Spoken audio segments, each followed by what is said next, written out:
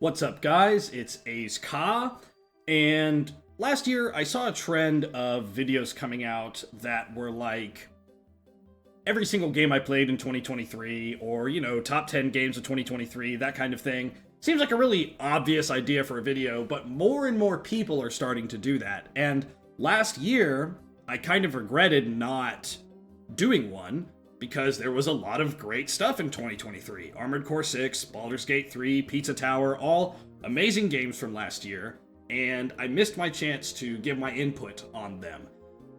This year, I decided I would not make that same mistake. There's a lot of great and awesome stuff that came out this year that I really loved playing, from indie studios to AA releases, and even there's a little bit of AAA stuff in here.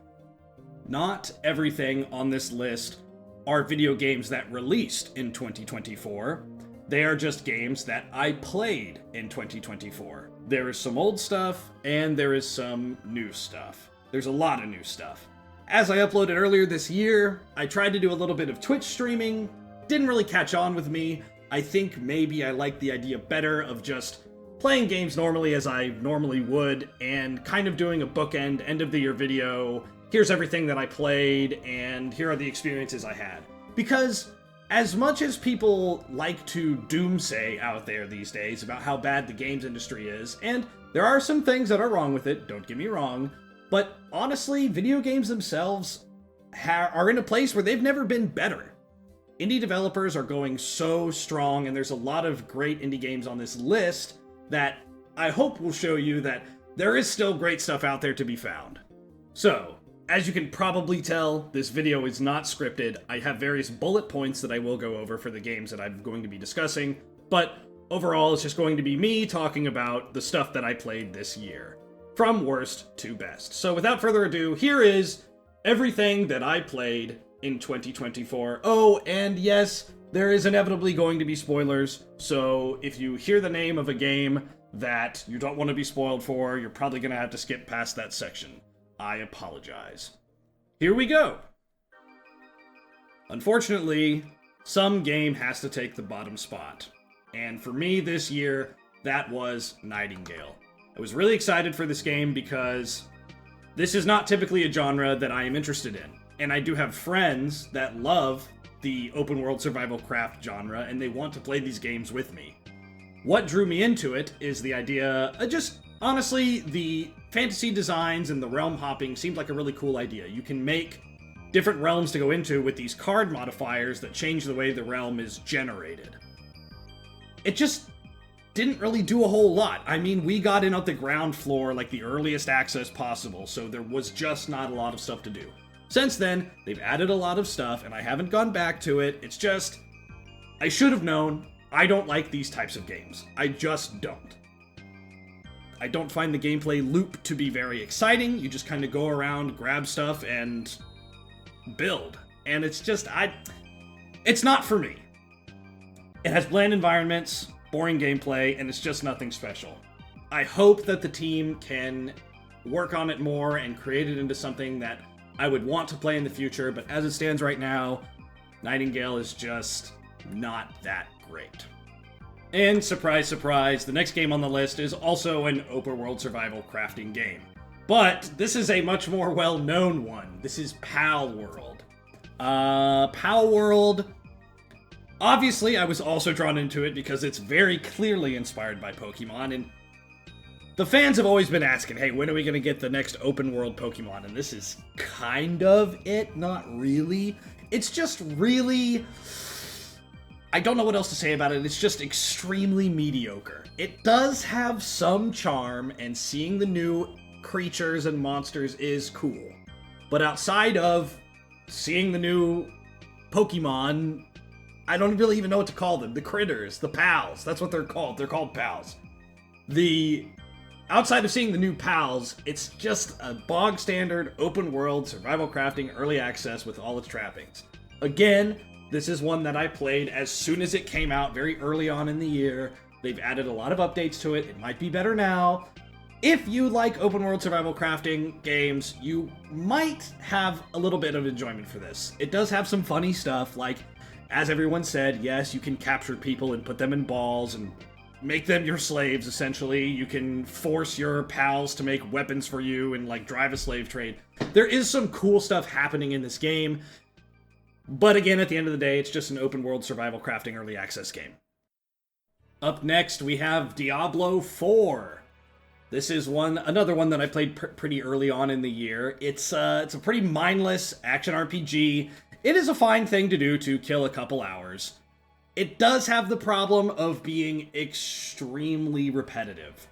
Like, unimaginably so. You approach every situation the exact same way. As soon as you hit around like level 30 to 35, all the dungeons and caves have you fighting the same handful of bosses in the same handful of environments.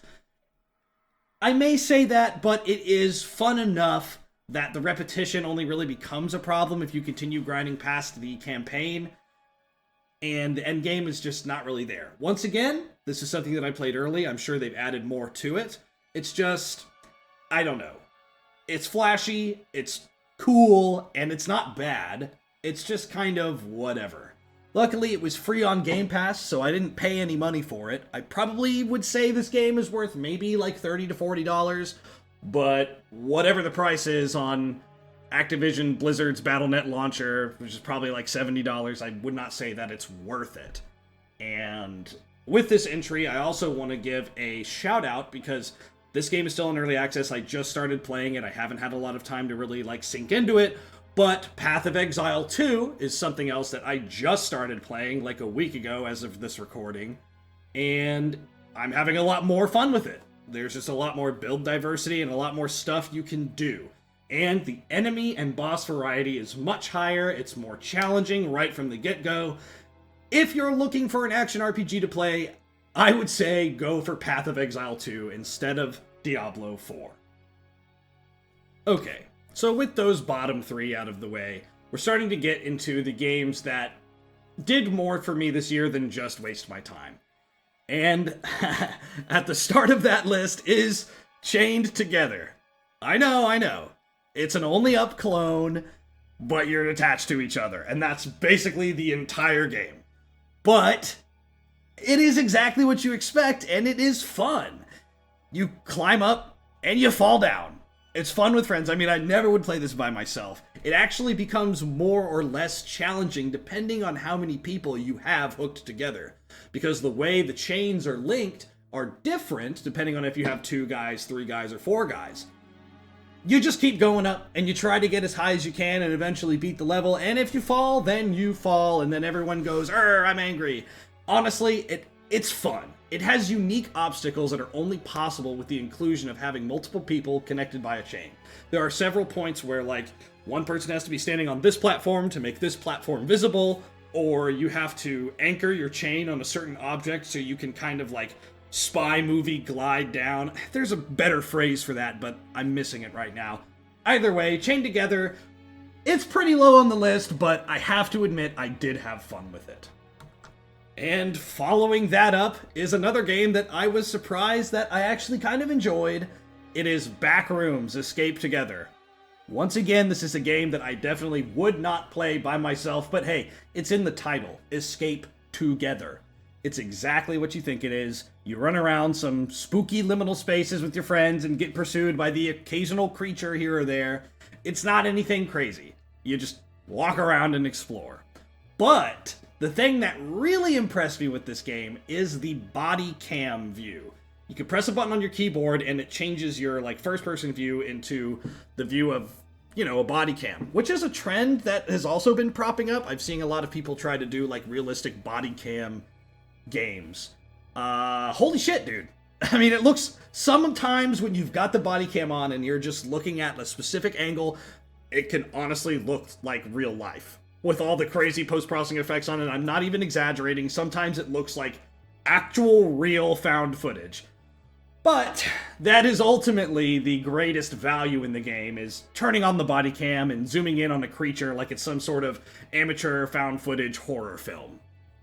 Other than that, it's not really got that much value, but if you've got friends, it can be good to kill an afternoon, so I did enjoy it. Up next, we have the first really big AAA title on this list, and that is Call of Duty Black Ops 6. I don't typically play Call of Duty games, I used to play them back in my early teens, like a lot of kids in my generation did, but even back then, I never played the campaign, and I haven't really paid for a Call of Duty game since Black Ops 1. Thankfully, this one was on Game Pass, and hey, I mean, it's free, so I decided to give it a go. And you know what? It's still kind of the same old Call of Duty. I think there was a period there where they sort of tried to experiment, and they did a lot of stuff, like with Advanced Warfare and Black Ops 3 and 4, where it was like, kind of wacky and weird. I wouldn't know too much about it because I didn't play them, but my general understanding is that people didn't really like them that much. This one tries to go back to the roots and be, you know, boots on the ground combat. So I just have to say I'm not as enamored by it as I was back then. The multiplayer is just, I mean, it's Call of Duty, so you know what to expect. You run around, you shoot some guys. It's not really my thing anymore. I will sometimes hop on to play it with friends and kill a couple hours, and I can see the effort that has clearly gone into it, so I do have to give it a little credit. I did play the campaign in this game, and this, like I said, is the first campaign that I've ever played in any Call of Duty game, and it does go to some interesting places and do some kind of creative things. There are some heist and spy missions mixed in with, like, little mini open world missions that give you choices on how to approach each situation like it's Deus Ex or something. So that stuff is pretty cool. The plot isn't really that great. There's some like pseudo supernatural stuff, but you kind of go into it aware that it's all just a hallucination, so the effect is kind of like cheapened. It's not really that interesting because it's like, I'm going crazy, help me, but like, it's fine. So, that's where I put Call of Duty Black Ops 6. Up next, we have Super 56. I did enjoy a lot of my time with this game, although it is a short one. It is like WarioWare, which I love WarioWare, so that's very cool. It has some humor in it that's kind of hit or miss. You know, it's obviously trying to be wacky, whoa, look at the talking fish kind of thing, right? And I don't have a problem with that. If it hits right, then it does just hit. The story that is in this game is kind of whatever. I'm glad that it's there, though, as opposed to just not having anything really tying them together and being a little collection or gallery of games. It's basically just you guys are having a tournament for who can beat the most micro games on the chip. And I don't really even remember why that's happening. I mean, I played this back in April or something when it came out, so it's a fun time. There's a lot of different micro games to play. It's WarioWare. I wouldn't say it is a WarioWare clone. Unfortunately, there's only 56 micro games, so it does get repetitive pretty quick. They do have modifier gems that make the game a little bit different, but they all only affect meta things outside of the games themselves, like slowing them down or having more retries to go again. It's not like WarioWare where each micro game has like different difficulty levels. It's all sort of just one static difficulty. It is pretty neat. I like what's been done, and even though it only takes about 3 to 4 hours to get through all of it, it is a good time for what is there. And it's also pretty cheap, so, I mean, yeah, good time all around. Nightmare Kart. If you are a fan of Bloodborne and are in any modicum of the Bloodborne community, you probably are already aware of Nightmare Kart. Due to copyright issues, the developer had to change some of the stuff around to be Bloodborne inspired instead of being Bloodborne Kart. So yes, the story goes, originally it was Bloodborne Kart, now it's Nightmare Kart, just so it wasn't too on the nose. It doesn't really impact the experience that much. In fact, I think it kind of enhances it now, because the game, instead of being directly Bloodborne, it's sort of like a series of nods and references and jokes that are all Bloodborne related, such as like, haha, what if Mikolash had a bird cage on his head instead of the mind cage, or what if the little guidance guys just had giant eyeballs, right? It's just like cool stuff like that. The actual gameplay, it is a little bit clunky, but it's fine. It performs perfectly fine and honestly does feel like a PlayStation 1 era racing game. So again, even though it's not like extremely fluid or polished, I do think that fact sort of adds to the experience. What is there is entertaining for an afternoon of fun, and there's also like some collectibles and stuff, secrets to find in the various courses. So if you're determined enough to see everything and are really just a fan of Bloodborne, then it'll keep you entertained. I encourage you to go follow the developer on Twitter. I'm going to leave links to every indie game that's in this video. There's going to be links to all of them in the description, and I will remind you every time I cover an indie game. So, yes, there's a link to Daxter, who is the developer of the game, their Twitter account where they post, updates and all the other projects they're working on. They're an extremely talented modeler. They do a lot of, PlayStation 1 inspired stuff. So, yeah, go give them a follow. Coming up next is a game that I tend to see a lot higher on people's lists, and also it was nominated for a Game of the Year award this year, and that is Balatro? I think it's Balatro. But, what can I say? It's a roguelike deck builder, right? Obviously, it's quite different from all the ones that Slay the Spire inspired, right? It's a roguelike deck builder, so from the get-go, I'm like, oh boy, another one of these.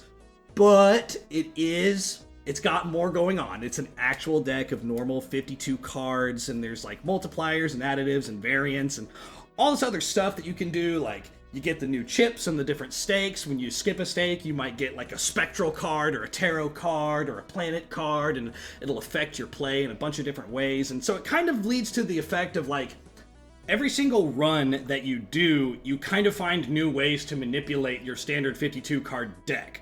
Should you go for more full houses? Should you just bank on getting a bunch of high cards? Because, the Joker that makes it so that the first cards you discard in a round makes it so that that hand type is upgraded. So you could do high cards, or you could discard 2 pairs, and then you could start running 2 pairs. Or you could get this multiplier that makes it so that every time you have 3 of a kind in a hand, which also includes 4 of a kind, 5 of a kind, and full house. You can do so many different things in this game, which means that the replay value is insane. Now, all that being said, I definitely would not say it is a must play, but it is addicting, and it is a great time waster. It's one of those games that you could just pull up at work and go for hours on. So, just like the classic poker days of yore, when our boomer parents were playing poker on their computers, this is like the Gen Zers poker. You know what I'm saying? Anyway, there's a lot of challenges, variables, and difficulties to keep coming back to, and that's why I think Balatro has struck a chord with so many people, and why it got nominated for a Game of the Year award. It is a new type of deck builder, which is a genre that has become extremely stagnant after Slay the Spire took the world by storm. Conscript. Conscript is a survival horror game, but instead of monsters and ghoulies, it's the horrors of war. World War I, to be more specific. It's definitely interesting, and I was excited to see what sort of things the game would have in store and what it would throw at me.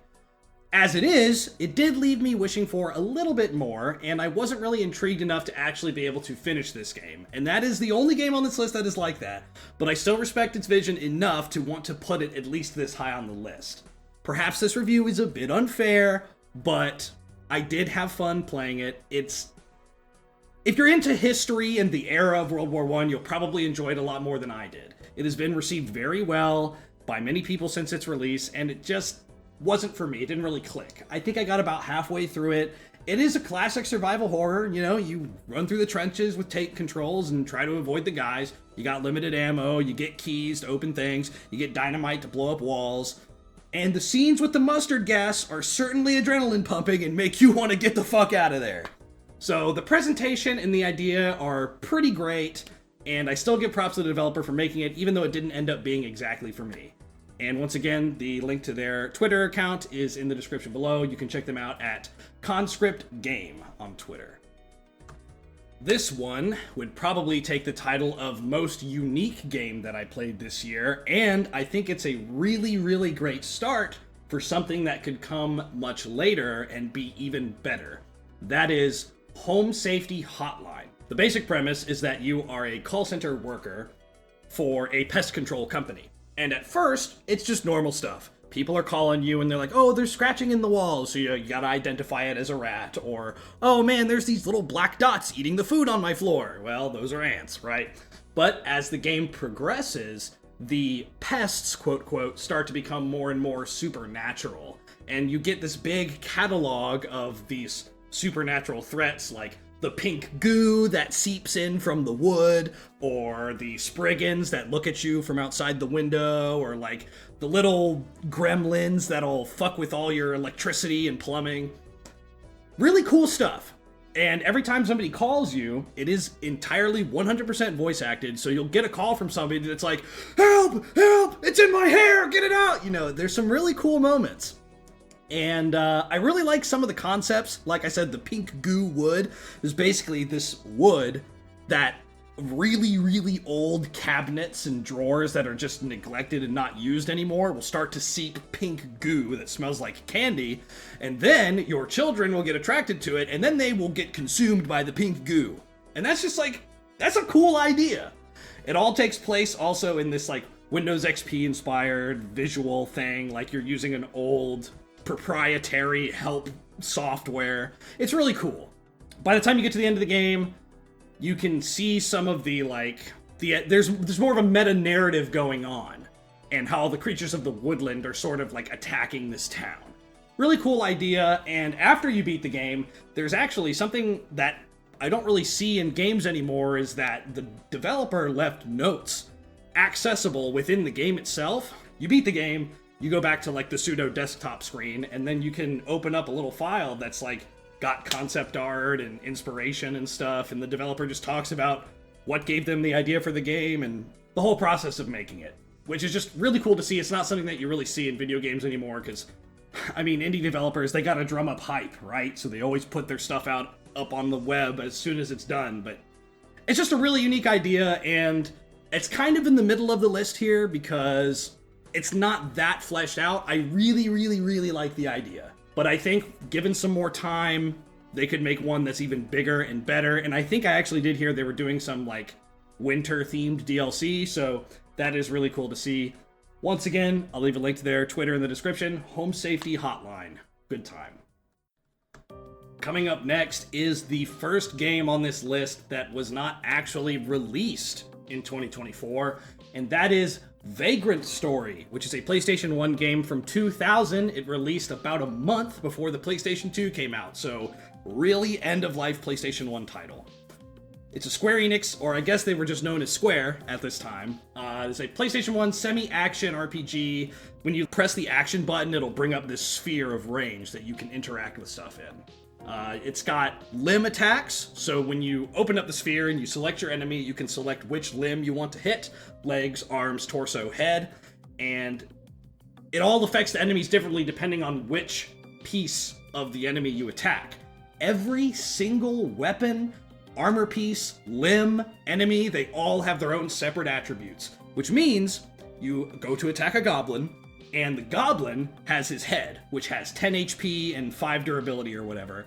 Then his arm has 8 HP and 3 durability. And obviously, if you hit his arm, he's going to become weaker and can't hit you as hard. If you hit him in the head, you have a lesser chance of hitting, but a higher chance of doing more damage when you do hit. Because of that, it is very confusing at first. There's not really a super great tutorial, and a lot of your time in this game will be spent going through menus. But once you kind of understand it, you understand what each attribute affects what, because each weapon also has a whole list of attributes and ways that you can modify it. It does get easier once you get the hang of it.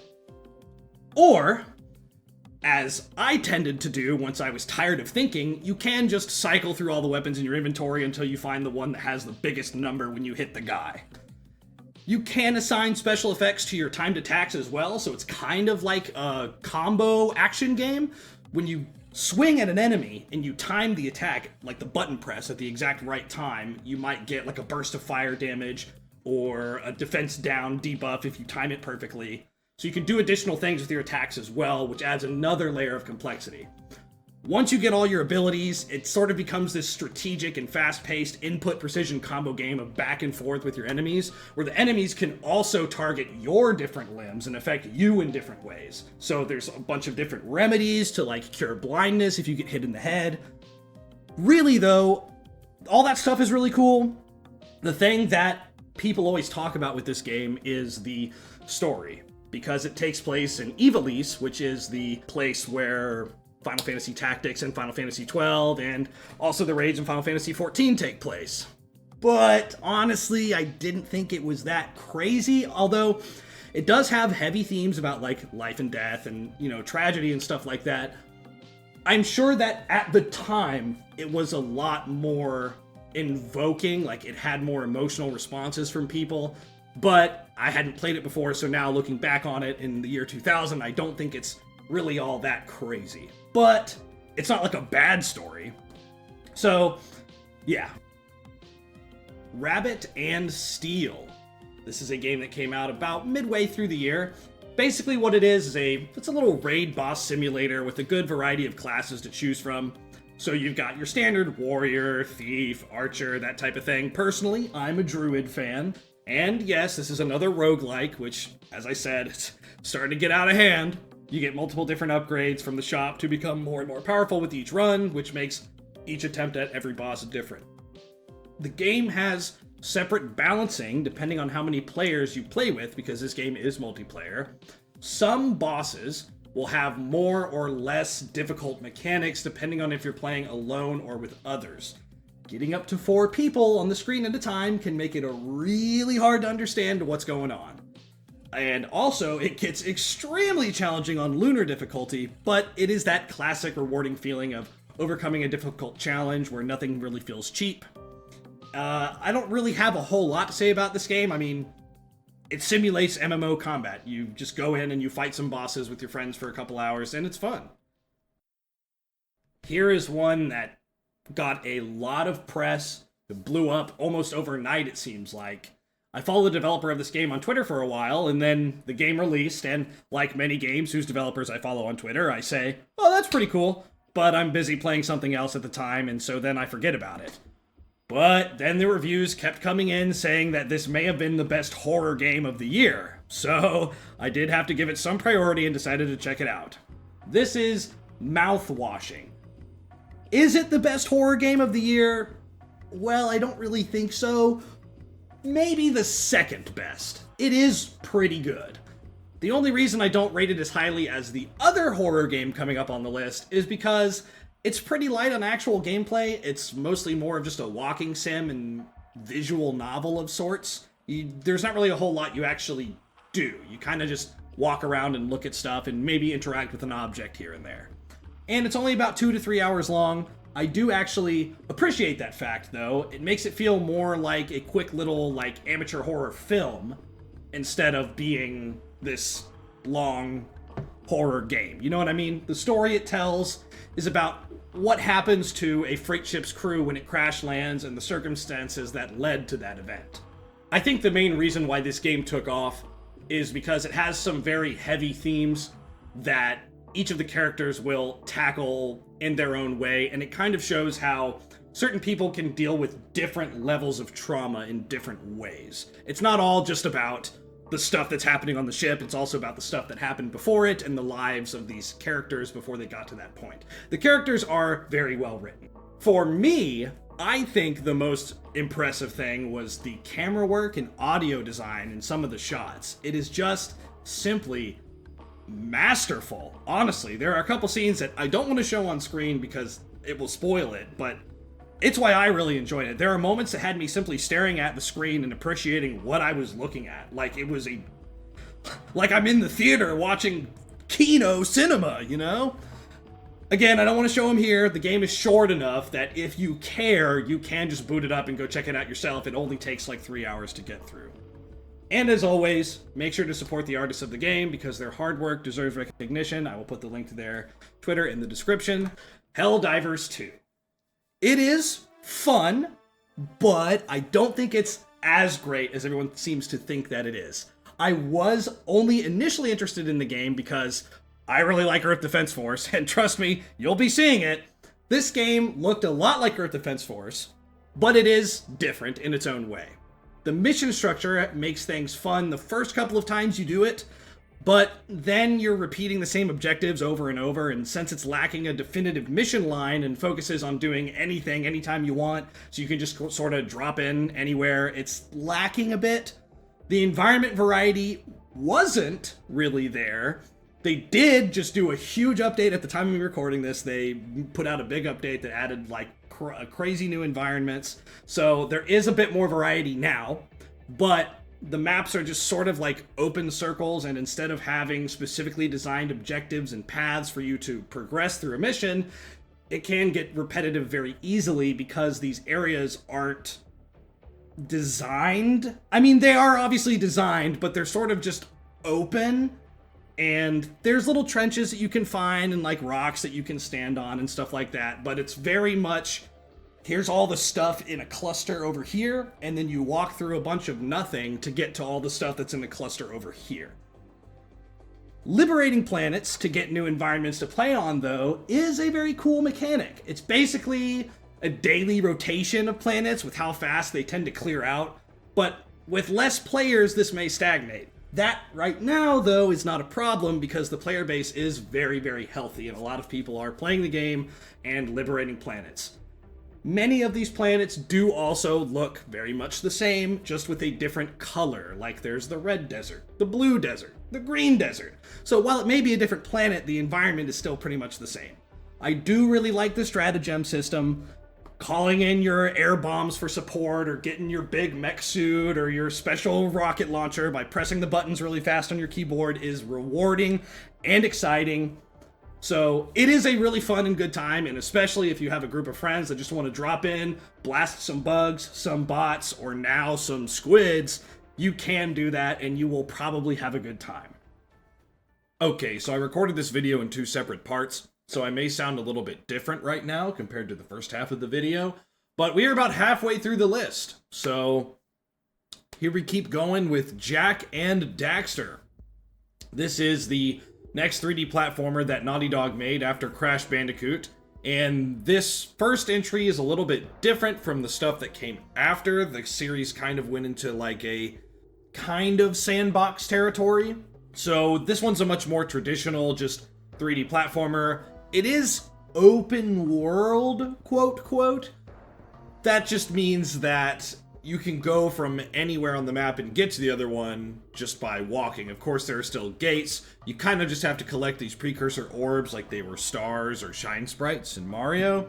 And you have a decent variety of moves to get around the world, and the locations are honestly, I mean, they're varied, yes, but they're also the same old platforming tropes. Like, you have jungle area, you have lava area, you have snow area, right? This was the first time that Naughty Dog made levels that weren't just an obstacle course that goes from A to B. They're kind of more open, and you have several different objectives around the map to complete. You might have to get on a hover bike to go get this orb, and then get to the top of a tower to get another orb, fight a boss to get another orb. So it's really a lot like Super Mario 64 in that way, and you can really feel its influence here. The biggest and most impressive thing to me about the first Jak and Daxter, which was also everywhere in promotions and advertisements for the game at the time, is the fact that there's no loading screens. All the locations in the game are connected believably, and the loading screens are hidden. So you know how like modern AAA games will show Kratos inching through the crack in the wall as they fake the loading screen, right? So this game does that too. It was on the PlayStation 2, but the ways they hide that loading screen are a lot more varied and interesting than just going through a crevice in the wall. For example, if the level is an island out on the coastline, you have to get on a boat. So the boat ride is the loading screen. Or if the level is underground, you'll get on this ancient lift, which is the loading screen because it has to go so far down to get to it. Stuff like that, it is very inventive and cool, especially for the time. This was one of the first games to ever do that hidden loading screen technique. A lot of games now pull this off often. So it's really cool to see this in a game from, I think it was 2002? It's somewhere around that time. Now, are the games after this better? Is Jak 2 a better game? When I was 14, the last time I played Jak 2, I did really enjoy it, and it might be better, but I did not play it this year. Maybe next year I'll get around to playing Jak 2. But I will say that the reason I felt compelled to play Jak and Daxter this year is because the people over at a project called Open Goal have ported Jak and Daxter to PC. So that is really cool, and that's why I wanted to play it, just to see how it performs. They are currently working on, or maybe Jak 2 is even available now. I haven't looked at it since I played. So perhaps next year we'll talk about Jak 2. Coming up next is another PlayStation 2 title, and let me tell you, like any person who plays video games and enjoys them, I too have a top 10 list of games that is incredibly stagnant and does not very much change. Kingdom Hearts 2 is on that list. However, it has been a very long time since I played Kingdom Hearts 1. I've replayed Kingdom Hearts 2 a handful of times over the years, but I haven't played Kingdom Hearts 1 since I was probably 6 or 7 years old when I first got it. So it was great to go back and experience the final mix version of the game on PC now that I'm 20 years older and come at it with a new lens. Does it still hold up? Well, in some ways yes, but in other ways no. There are things I do really appreciate about this game, like the stronger focus on the Disney-centric villains and aspects compared to the Nomura original character stories. How the story is relatively simple compared to later entries because of this fact. Yes, I know. The Kingdom Hearts has a convoluted story criticism is the most widely used argument against it, but it's true. I shouldn't have to look up a timeline that looks like a graph when I want a recap on what's happened in the games before I start the next one. And the convoluted titles don't help either. But this was the first entry in the game, so for Kingdom Hearts 1, it was simple, easy to understand, and easy to get into. The universe is in danger, you're the only one who can stop it. Sora does have his own motivations aside from that too, so it's not too one note, like he really cares about finding his friends, specifically, instead of just saving the universe. But that's basically it.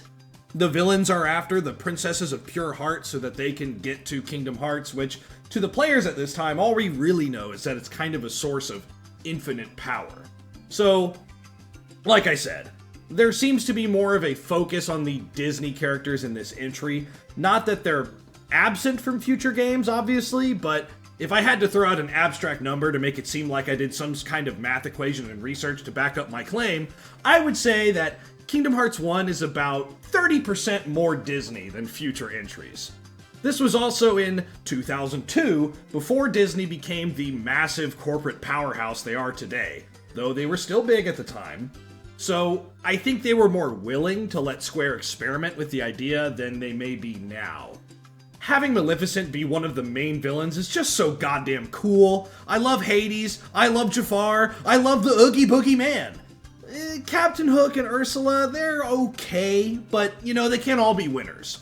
I love how Mickey Mouse is portrayed as some wise elder, like Yoda or Isaac Netero type character who you just do not want to fuck with. Say what you want, but Mickey is honestly one of my favorite characters in Kingdom Hearts, and I can't say that about him about any other media he's in. He's just a badass. Alright, okay. But what about the actual game, though? Aside from the presentation and the story, how does the game play? I played the game on Proud Mode, just for reference. I mean, I never played it on this difficulty when I was younger, and you can feel its age for sure. It's just not as fluid as Kingdom Hearts 2, and I don't mean slightly, it is really stiff. That being said, you can safely get through most enemy encounters just by mashing A, and if you have the right abilities equipped, like sliding and parrying, Sora will just kind of do all the combo work for you and wipe out all the enemies. The bosses, though, are where you'll have to actually start thinking, unless it's Ursula or Chernobog. Also, once again, it's just really awesome that Chernobog is one of the endgame bosses, like the penultimate boss. I love how much of Disney's history they pull from in this game. It just makes sense that Jiminy Cricket would be your advisor. You know what I mean? Like, they wouldn't... I feel like Disney probably wouldn't do that today. So seeing all this classic stuff is just really, really cool. Anyway, back to the gameplay. We're talking about the gameplay.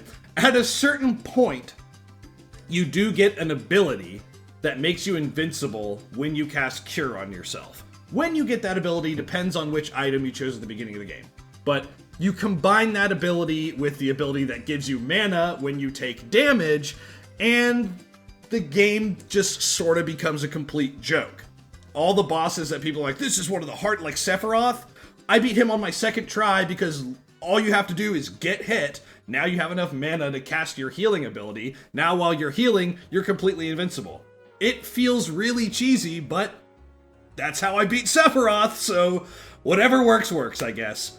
It's not terrible to play, but it does start to get a little boring over long stretches of time, and that's kind of why the game is broken up into these planetary segments where you go from one Disney world to the next, and you can sort of break up your playthrough. You can do a planet a day or something like that. The little chapters are very much bite-sized, and you don't feel compelled to just keep going and keep going. I also don't want to end this review without saying that Yoko Shimomura is the queen of video game composers, and her work here is no exception. My god, man. The Agrabah battle theme, Destiny Islands, Traverse Town, the final boss theme, the theme at the end of the world. I mean, shit, man. Yoko Shimomura is my goat. And probably next year, along with Jak 2, I might take a look at Kingdom Hearts 2 yet again, and we'll see how they compare to the releases of 2025. This next game is the 2024 game that I probably heard the least about. I was definitely excited for it when it was coming out, and then I ended up playing it, and it was good. This is Penny's Big Breakaway. It is a 3D platformer made by the Sonic Mania team, and man, you can tell. The game might be a visual assault of colors for some people, and the color palette is kind of the only thing I hear people talking about, how ugly they think it is. But I think it looks fine. It's colorful and kind of plasticky. The movement is very fluid and fun. You can dash around, swing around, skate around, jumping around. Doing all those things feels very natural, and it flows together well. Swinging off of a bar, landing on the ground, and then using your yo-yo to skate along the ground, it preserves your momentum, and it just feels really fluid and good. The greatest thing that this game has going for it is just how fun it is to play. I mean, that's what games should have, right?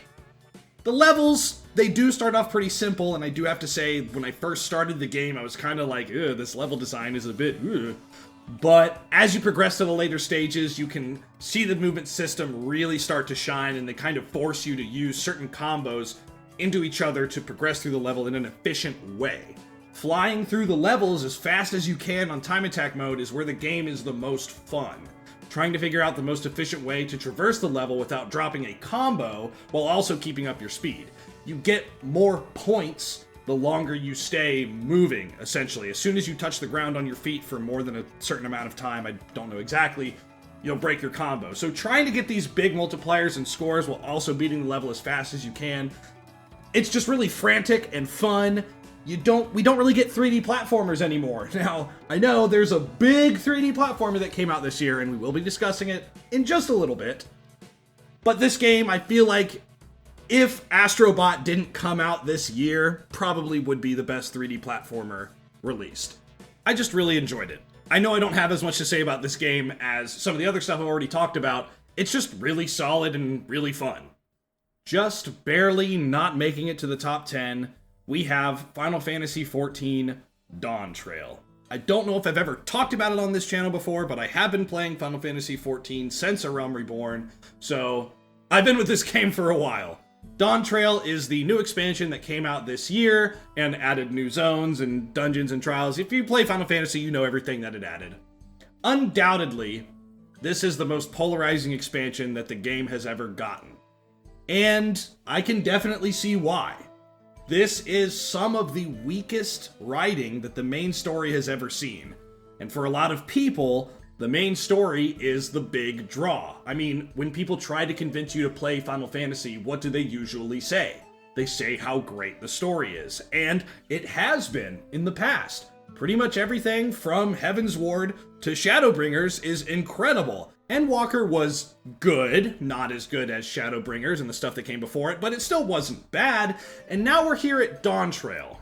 And it's just not that great. I mean, I don't mind the premise, necessarily, and I also don't think Wooklamot is a horrible character, like many people seem to say, but she's probably my least favorite out of all the new characters they show. She just gets way too much screen time compared to all the other ones. The characters I actually do find interesting, like Otis and Zeralja, they don't get anywhere near as much screen time as Wooklamot does. And she's just not very interesting. She's just kind of like a shonen protagonist who's, let's save the day, let's get it done. Which is, again, that's fine. But I don't really want to focus on a character like that for extended periods of time. As for returning characters, yes, I am getting tired of the Scions. We've been with them for too long, they've had their time to shine. I am glad for what little crumbs that Erenville and Kryl get here and there to help develop their characters that have not otherwise seen a whole lot of development compared to the main Scion cast. And I'm also glad that aside from extremely minor roles, that most of those main Scions are excluded from the story or kind of just are there. I kind of wish that they weren't there, but you know, if they're gonna be in there for the fan service, at least they're not super impactful to the story. I just wish that there were a lot more new characters that were more interesting than Wooklamot. All that being said about the story, though, I think there is more to the divisiveness than just the story. It also has to do with the expectations and the hype that was set up around this particular expansion. Dawntrail was going to be Final Fantasy XIV's refresh point, because the main story arc that ended with Endwalker, I mean, yeah, it ended, so they were going to do something new. Getting rid of the same old patch cycles we've had since Shadowbringers and doing something different, but then it just ended up kind of being the same. The overworld areas feel as lifeless as ever because they rarely send us out to actually do stuff in the world, instead of just talking to NPCs and watching cutscenes. I actually did count, for the sake of this video.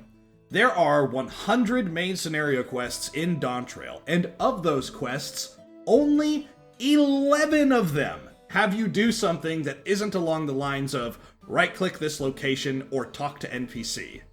And even half of the side quests, which are normally the ones that have you going to kill 5 vultures, have become right-click, talk to NPC. The formula is not just repeating, it's getting reduced to nothingness. We're not doing anything in this game. We're just looking at people talk. And I'm gonna be honest, the cutscenes have never really been this game's strong suit. You'll get like 2 or 3 great ones per expansion, and then everything else in between those 30 hours is just guys talking and waving their arms around.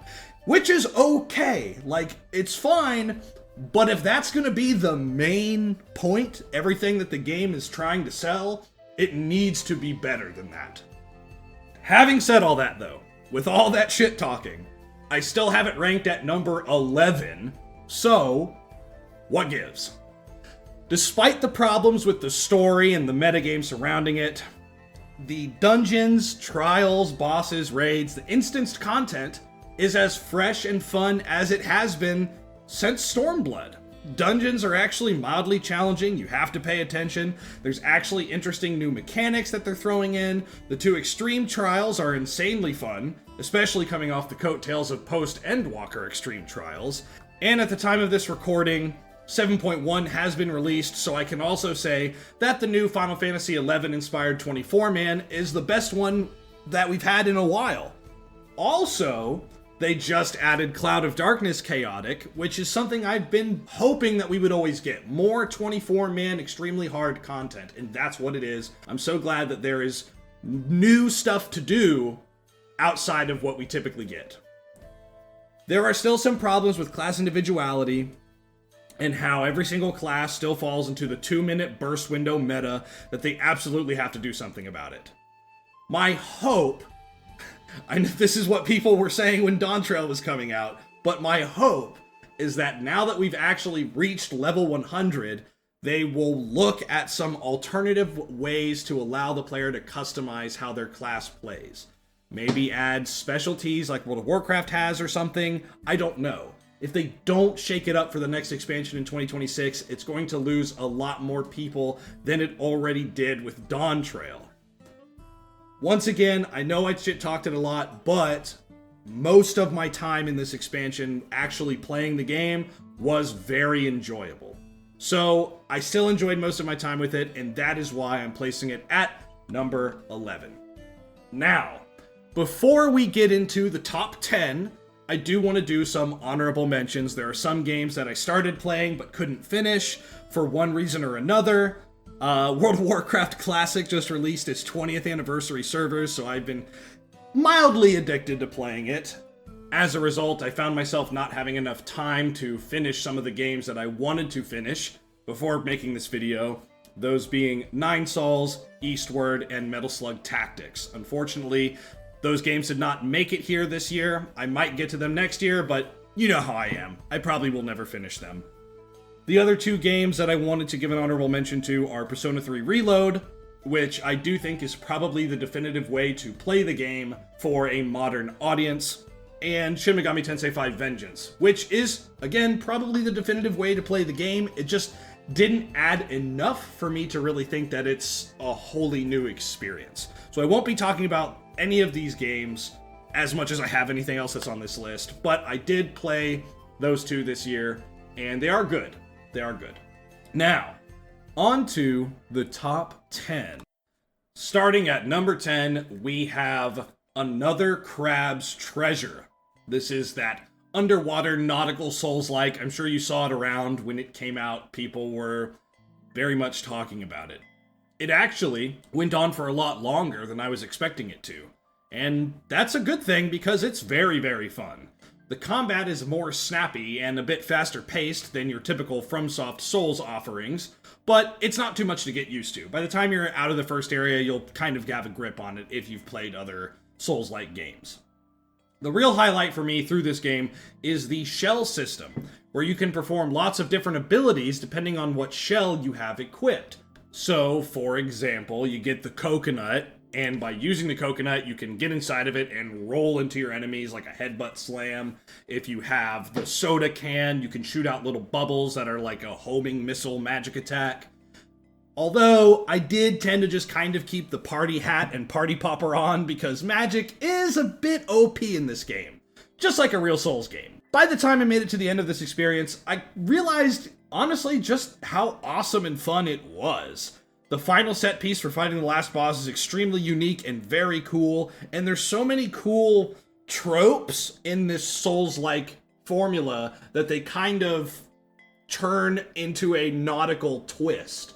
Like, oh, here's the big scary Shogun guy, but he's a lobster. Like, obviously the easiest thing to do is just make him a sea creature, but it's still cool. There's an arena where you fight a guy in a pinball machine. You go to this, like, underwater kingdom, and there's these ancient undead crab people. It's just, there's so much more in this game than you would initially think with the set out of, oh, it's just an indie Souls-like game. It really surprised me by how good it was, by how customizable your build was, and how varied the environments were. Even though they're all underwater, they still manage to feel very different from one another.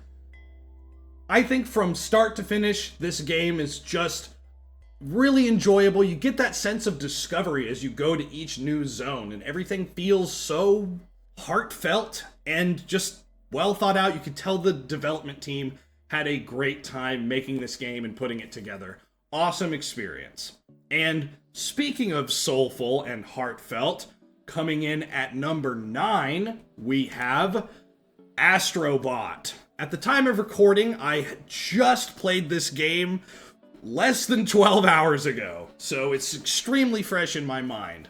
As you probably know, Astrobot has won the Game Awards Game of the Year this year, and as you can clearly see, I don't think it's Game of the Year worthy, but it is still an incredible experience.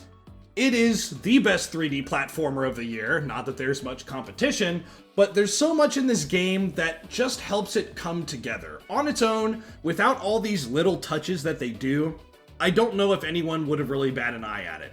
Obviously, it has all of the fan servicey, oh, look at this old PlayStation character. There's honestly some really deep cuts from more obscure games like Intelligent Cube or Jumping Flash that, like, I would not expect them to put in a game like this. So seeing that is still really cool, but the game is a lot more than just look at the funny PlayStation guys, right? First of all, the game looks beautiful. It's extremely colorful. All of the little knickknacks and baubles on screen just flying everywhere. The physics are insane. The grass is blowing. The little rocks, when they drop, they just bounce around. It's so colorful and fun, and it's just a good time to play. You will feel great playing it.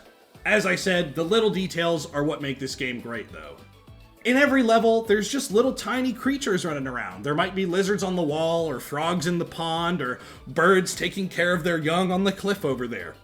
And also the reactivity of the world to the way you interact with it. The way the snow crumples under your feet and leaves prints in it, or leaves skid marks in the snow when you punch enemies around and they crash into the ground. They can leave craters. When you pull snakes up out of the ground, they leave big holes in the dirt. Or when you're punching the golden plate with a face on it, in the face, his teeth get all mangled because you're punching him in the face. It's just so full of these little details that help really bring everything together. Within each level, you will have to find the little Astrobots to rescue, and some of them are dressed up like the classic PlayStation characters. These are very fun to find, and if you don't get them on the first go through, you can get a little bird to do like a radar to help you find them, sort of identify where each character is at. Finding these characters and finding the puzzle pieces makes the game a lot more than just run to the end of the level. The secrets are always intuitive and varied. You find them in different ways, and some of them are honestly pretty hard to figure out on your own without the help of the bird. This game also has what I call the Donkey Kong Country level design, and the only reason I call it that is because this is the first game that I ever played that did this, is where each individual level has one gimmick. And it focuses on that one gimmick throughout the entirety of the level and pushes that gimmick further and further and further and tests you with how much you understand about that gimmick. The game is not hard. There's never a point in the game where I died more than, say, 3 times on any given level, but it is just perfectly balanced enough to be still mildly challenging to keep you entertained all the way through, even if you played all 13 hours of it in one go like I did, because I don't have a PlayStation 5, so I had to play it at a friend's house. They also do extremely inventive and interesting things with these power-ups. The biggest example I can think of is the time stop power-up. You get a little stopwatch that you click and it pauses time. They throw an enemy at you that's a deck of cards, or a guy manipulating a deck of cards, and he throws the cards at you, but he's like flying up high. So how do you get to him? You have to stop the stopwatch and jump on the cards that he's throwing at you to get up to him and punch him in the face to destroy him. Stuff like that is just really interesting and inventive. I really, really like that part of the game. My biggest complaint with Astrobot is that the main villain, this green alien guy, I think his name's Nebulax, he's just kind of generic. I mean, he's okay. He doesn't look bad. I guess he's fine, because you would rather have a cartoonish and generic-looking villain instead of some edgy OC character, right? The last thing I want to talk about with this game is, of course, the nods to PlayStation franchises. As you rescue the various characters, they'll all come back to the central hub world, and not all of them will have the stuff that they're kind of known for. You get a gacha machine, and you go into the gacha machine, and there's all these different accessories in the gacha. So you roll one and you pull it out, and it's Pyramid Head Sword. You roll one, you take it out, it's the heart-shaped door for Claire, and she's trying to get the keys in the door. Or you pull another one and you get a costume that lets you dress up as Parappa the Rapper, right? There's just a bunch of little tiny things that all come together. And I've said it like 5 times already, probably. All the little things come together to make this really, really, really enjoyable. And it's another game that you can just feel the soul, the passion that the developers had when making this game. It is a celebration of PlayStation, while also being a pretty damn good platformer on top of it. So yes, I do think it deserves all the praise it got. I don't know if it's Game of the Year worthy, but it is still very, very enjoyable. At number 8, we have UFO 50. This is another game that got really popular really fast. Lots of streamers were playing this, and I think that contributed a lot to the game's popularity. You see, in 1991, there was a game called Action 52, which was a compilation of 52 games on the Nintendo Entertainment System that was marketed as getting insane value, considering that there were 52 games in the collection. The problem was, of course, that most, if not all of these games were not very good. But many people still remember it fondly because their parents or relatives would get it for them as a present, and it's what they had, so they played it. How many times can you replay Super Mario Bros. Before you get bored, right? Sometimes you want something new, and 52 games is a very attractive prospect. Now, in 2024, we have UFO 50, which is actually 51 different games. There's a secret hidden one. But all these games were developed by 6 different developers over the course of about 7 years, which is very clearly inspired by Action 52 and the NES and Commodore games in general. The main difference between UFO 50 and Action 52 is the games are good. Several of them are very addictive and actually remind me more of like Flash games from the 2000s, all packaged into one little fun experience for about $25. That's $2.04 per game. They are all of varying length and genre. No matter what you're into, you will find at least one game you enjoy, and you're likely to find more than one that you enjoy by the time you get to the end of all the games. I don't really have time to review them all, but here are just some of my favorites that stood out to me. Mortal is a platformer where you have a limited amount of lives to progress to the end of the game, and your corpse serves as a tool to reach the end, either by blowing it up, turning it into stone and using it as a platform, or throwing it into the wall to be a dart that you can climb on. Devilition is a puzzle game where you have to make chain reactions of explosions by using different gizmos and doodads to destroy all the demons on the stage and try to help the villagers survive through 10 rounds. Waldorf's Journey is kind of a platformer where you have to charge up your jumps and make it to the end of the stage and collect seashells along the way. Party House is a party planning deck builder game where you have to try and get money and points to invite the popular guys to your party, but not get too wild, or else the cops will show up, or the fire department will show up and tell you that you're over maximum occupancy in your own home. Or Night Manor, point-and-click horror game that's an homage to the really classic stuff like Maniac Mansion, and Lords of Disconia, a strategy game where you build an army of discs with different attributes and then launch those discs at your opponents to try and have the last unit standing on the battlefield. Honestly, I see people kind of shit on Lords of Disconia, but it's probably my favorite out of all of them.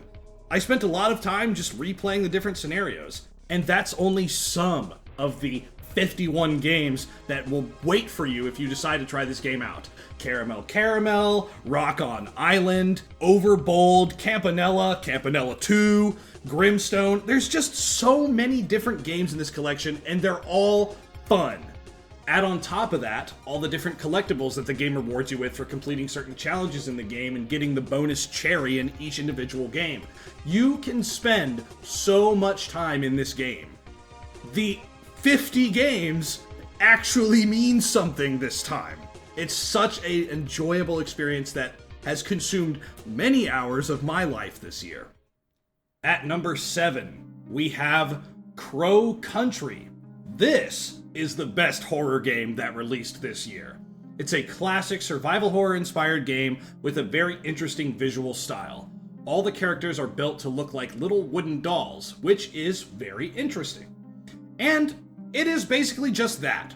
I wouldn't say that it does anything that sets it apart from other survival horror games of the past, besides perhaps the visuals, but if that's what you're looking for, you'll be very delighted. And I was. Games like this are seeing a little bit of a resurgence these days.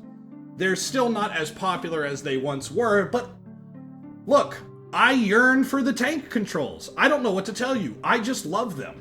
The game is fun to play, it's fun to look at, and the story is enjoyable. I like the characters and the setting. I don't often dig too deep into the mysteries of the horror games because they oftentimes feel a little bit too obtuse and will go over my head. What exists in Crow Country, though, actually got my brain whirring. The concept behind the horror alone and the reason the setting is the way that it is very interesting and refreshing. It takes a new twist on an idea that I don't think has been done before in a horror game. It's just all around a good fun time, and it's only about 6 hours. I don't have as much to say about this game because it is just good. I tend to be more critical of games that I have more of an attachment to, or are in franchises that I am attached to. But when a game is good, it's just good. It's the best horror game that came out this year. Go play it. And, of course, go follow the developers on Twitter. They post insights on the game, and I want to give support to the people who make art that is this good. And the links to their Twitters will be in the description, of course. At number 6... we have Elden Ring, Shadow of the Erdtree. Everybody's making exceptions for this because FromSoft is God's greatest gift to mankind, but it really is quite a meaty expansion in terms of what there is to do, so it does feel like it warrants its own discussion. It does share some of the same problems that base game Elden Ring had, but it also improves on some of its faults. The overworld still feels largely empty, but it is more layered. There are areas hidden under other areas, and there's a lot more vertical exploration than horizontal. Now, what is in these areas is still pretty much nothing. A mushroom here or a titanite shard there, you might occasionally come across a cool new sword, but getting to those areas and finding them is what is enjoyable about it. The biggest improvement over the base game is that there are less dungeons and caves that you can find scattered about, and, as a result, each of these little dungeons and caves feels more finely tuned and is more interesting to explore and varied. Ice caves with fleshy jars, catacombs with new gimmicks that stand out, and molten forges with lava puzzles that feel distinct from one another.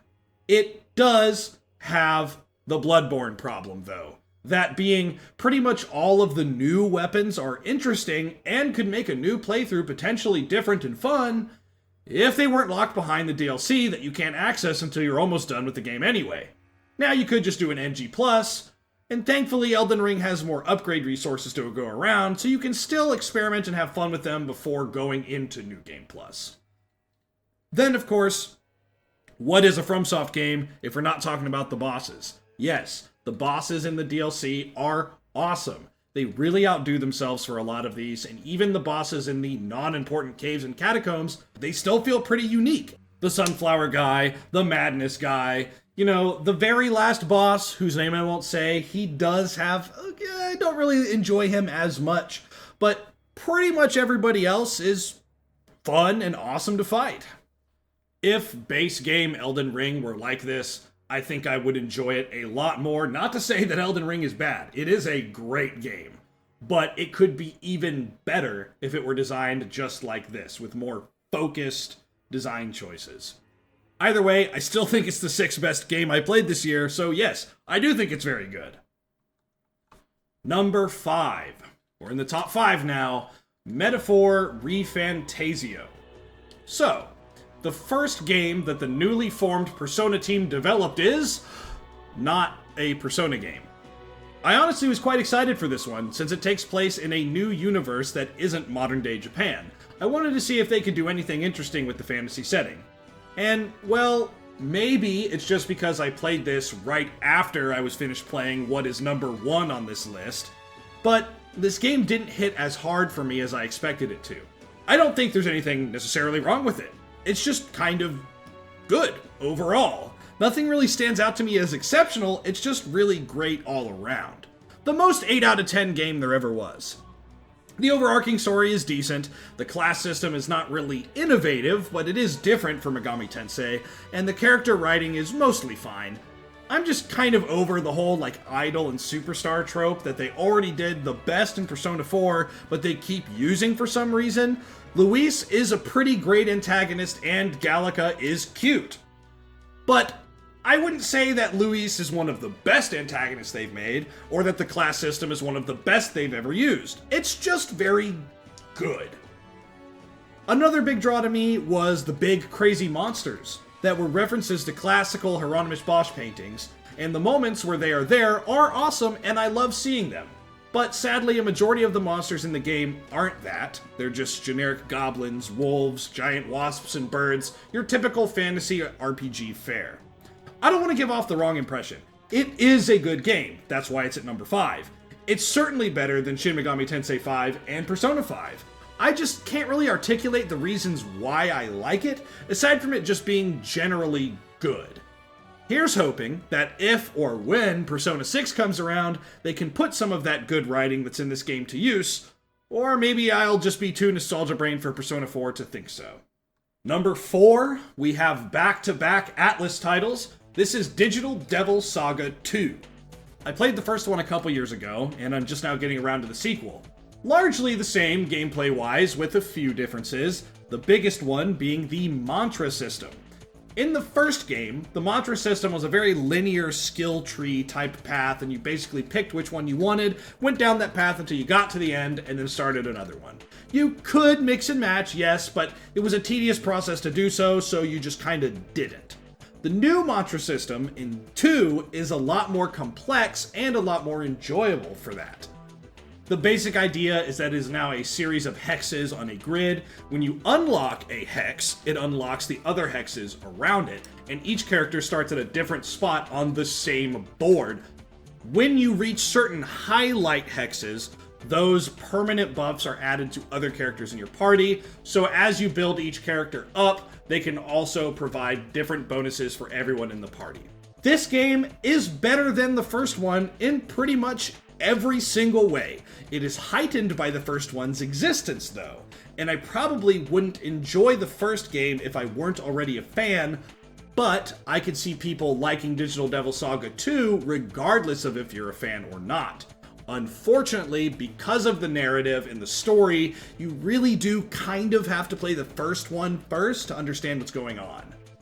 Compared to Shin Megami Tensei and Persona, it is quite mechanically simple, but the game actually challenges your knowledge of these simple systems, and the enemies react to the steps you take to try and thwart them.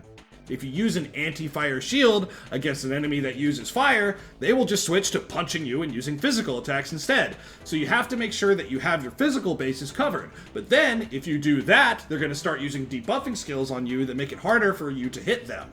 You have to make sure that you're prepared for this sort of thing. It has a very interesting story about humanity after some unique kind of apocalypse happens where the world's population has been turned to stone unless they were blessed. This unique setting and developments of the story really drives this game forward and keeps me wanting to play to the end.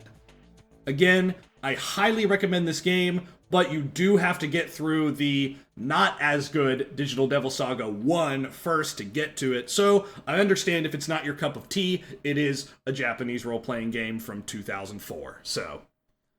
Making it to the top 3 now, I would say that all 3 of these games are 9 out of 10s. They all still have their flaws, and they're not perfect, but they are all just the pinnacle of games that I played this year.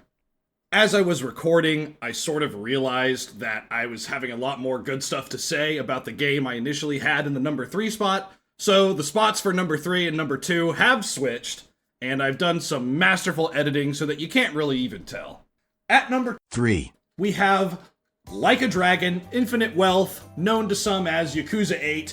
I will probably always call it Yakuza 8 because that's just what I'm used to saying. I just want to get this out of the way. The big criticism is the unfortunate DLC practice that locks a majority of the post-game content behind a paywall.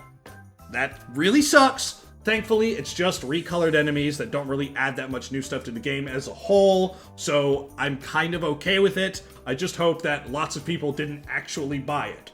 Now, with that out of the way, the game is good. There's various improvements over the combat system that was present in 7 that does make it feel better than the basic systems they had before. Though, by the time you get to the end of the game, it does start to get a little repetitive and a bit tedious, especially once you get to those extra dungeons. The new classes are all very cool. Desperado, the gunslinging guy, samurai shooting the flame bow and slicing dudes up. It's just fun. The story was decent, but not as good as 7. I cared more about Ichiban's story in Hawaii with Bryce over Kiryu and Ibina, but it was cool to see Kiryu reminiscing about previous games that doesn't go too far into nostalgia-baiting territory. My biggest criticism for the game outside of the DLC is that the inclusion of Daigo, Seijima, and Majima, they all just really feel like they're just there to be a, hey guys, remember? And that's kind of it. They're not incorporated very well into the story at all, and the fight against them is cool, don't get me wrong, it was very cool to fight them. I just wish that if they were going to be present, that they would have thought more about their inclusion rather than just being, hey, look at those guys. With Kiryu, he simply gives anecdotes on things that happened to him in the past and gives some insight on his thoughts at the time without it being too overbearing.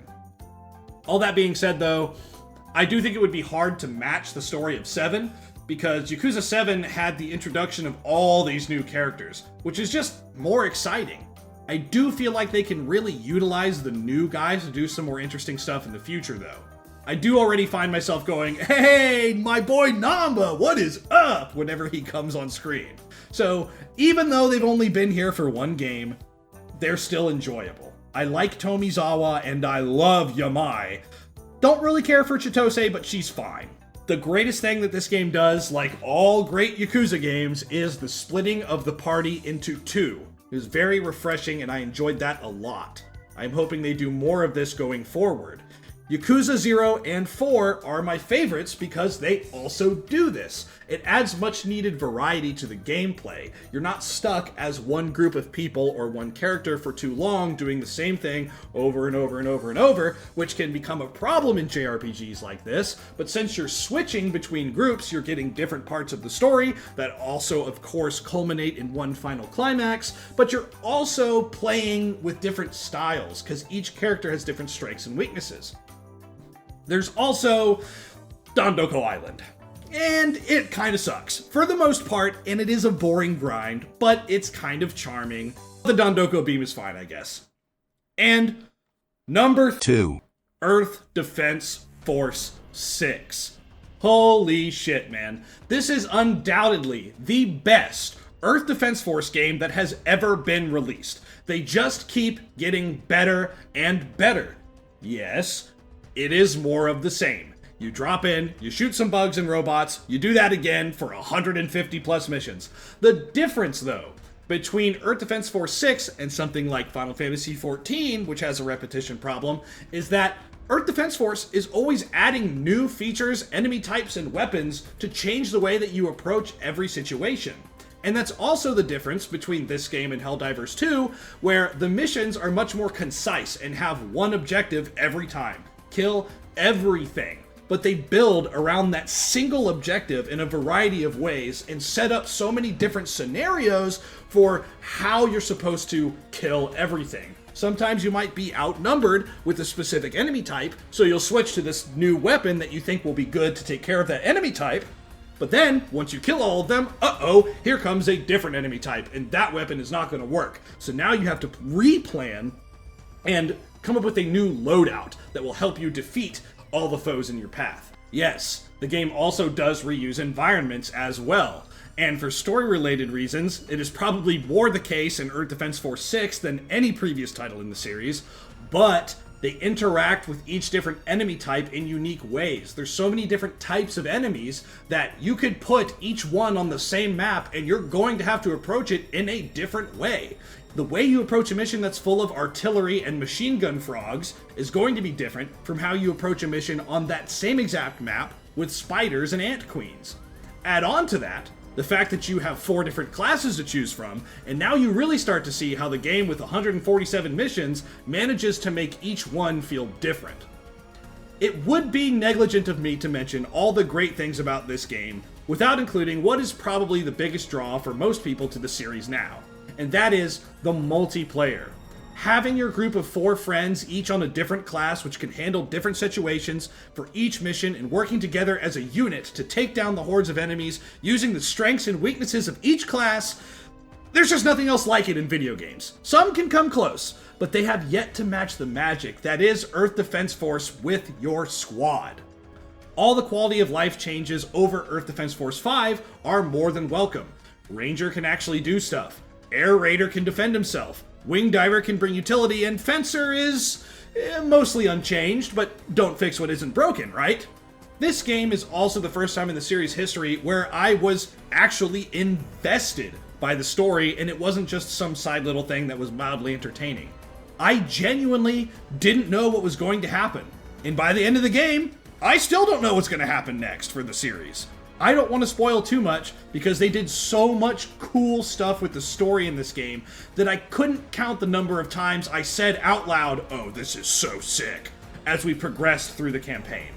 If you are looking for the next co-op game for your friend group to sink hours and hours into and have nothing but just fun and a good time, look no further than Earth Defense Force 6. I fucking love this game. I really, really want D3 to keep making them. I really hope they do. It's such a great game. This is probably the best game I played that released this year, but not the best game that I played this year. That honor goes to number 1. Final Fantasy 16 is the best game that I played in 2024. The primary reason I have this game at number 1 is the simple fact that throughout most of the experience, emphasis on most, I was completely invested in the story and what was happening on screen. Does it have fairly simple action combat when compared to others in the genre like Devil May Cry or Bayonetta? Yes. Is it a very cutscene heavy movie game at times? Yes. Does it rely on fan service to Final Fantasy fans going, "Look guys, it's Titan! Remember Titan, guys?" Yes. But even through all of these faults, it still managed to send actual shivers down my spine on multiple occasions and have me wondering and anticipating what was going to happen next to Clive and his crew. And alongside that whole time, I was having fun as well. I really think that there are two types of people who will get the most value out of this game. Those that are longtime Final Fantasy fans like myself who will appreciate the new twists on classic things, or people who have never played any Final Fantasy game ever and are coming into the series fresh for the first time. It takes the tropes of the series that it's known for and does some interesting new things with them. Although I disparaged the overuse of classic icons earlier, they managed to implement them in a way that hasn't really been done before. Except for Final Fantasy IX, which is the best one, by the way. They're basically treated as weapons of mass destruction that kingdoms battle over possession of. And these characters that control them are treated very differently depending on the culture that they're in. To me, the game feels like all the best parts of Final Fantasy IX, 12, and 1 all wrapped up in a modern lens. And maybe I only think this because I played it again so recently, but there's a bit of Kingdom Hearts in there too, with the relatively simple action combat with not directly controllable party members. It's kind of like if Final Fantasy 15 was good. The one and only thing holding this game back, and its biggest glaring flaw to me, is this: the pacing.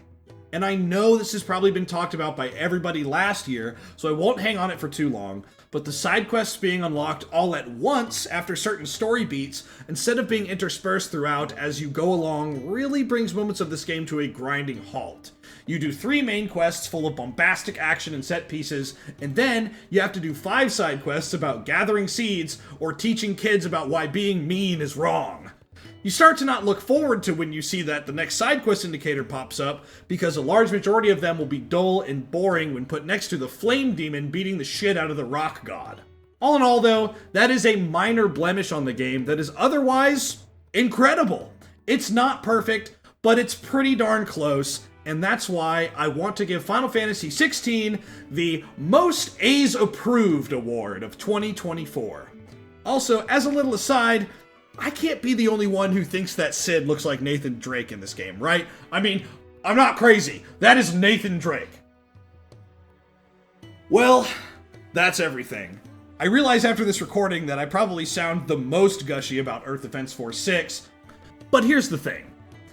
A game that is a controlled single-player experience, one package, without any multiplayer or extra additions, that at its very core is just a game where you sit down and you play, and that's it.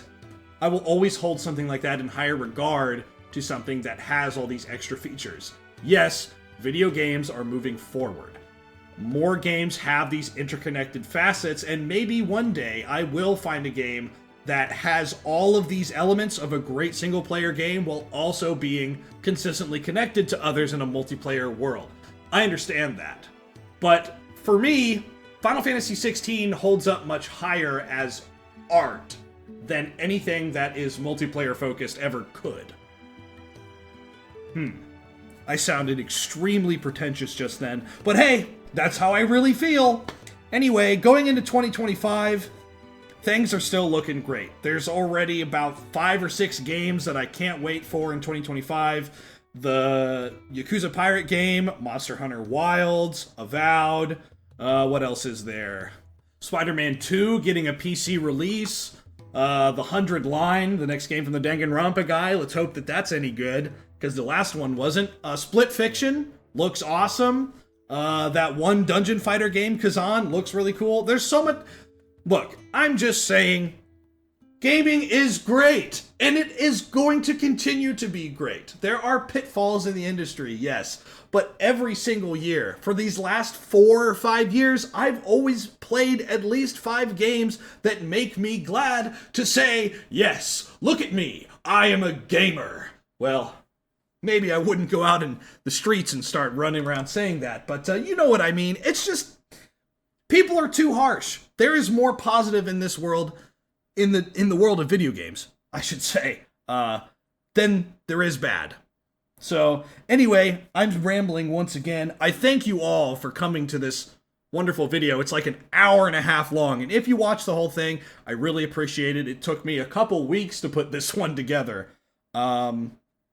Just thank you, and I hope you look forward to seeing 2025's video, because, well, we'll see. Sometimes inspiration strikes randomly, and I'll upload something in the middle of the year, but probably this will be the same video next year, but for 2025 games.